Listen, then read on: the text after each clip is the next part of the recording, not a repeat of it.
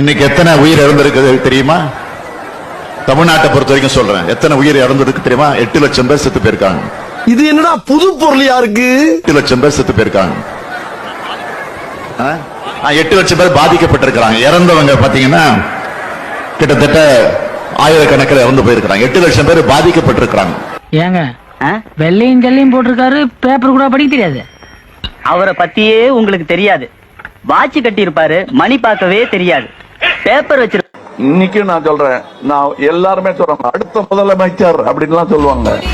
நாம முதலமைச்சர் ஆகிறதுக்காக வரல, முதல்ல இருந்து இது எல்லாத்தையும் மாற்றி அமைக்கணும் என்பதற்காக வந்தவன்.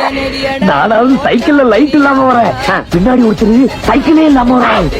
கரைபடியாத அரசியல் செய்யணும்னு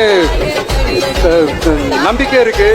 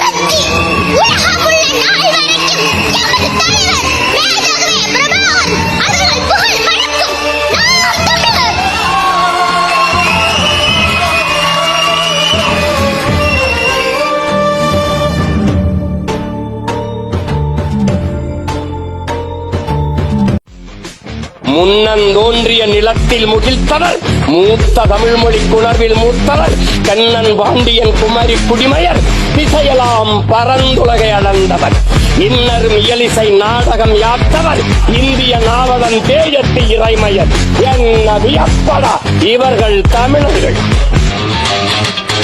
வான்முகில் மலையிடை வாழ்க்கை தொடங்கியவர், வளர்ந்தரு குறிஞ்சியில் காதலை உணர்ந்தவர், தேனுமில் முல்லை மருதம் நெய்தலை தீர ஆய்ந்து நல் இல்லறம் வகுத்தவர், காந்தரு பொருளையும் கலனியும் கண்டவர், கடலின் பரப்பையும் கடந்தையில் சென்றவர்.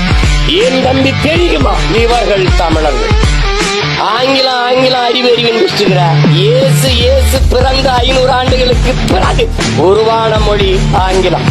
இயேசு பிறப்பதற்கு 500 ஆண்டுகளுக்கு முன்பே தமிழின் தொன்மை இலக்கண நூல் தொல்காப்பியம் இருக்குது, உருவாகல இருக்கு.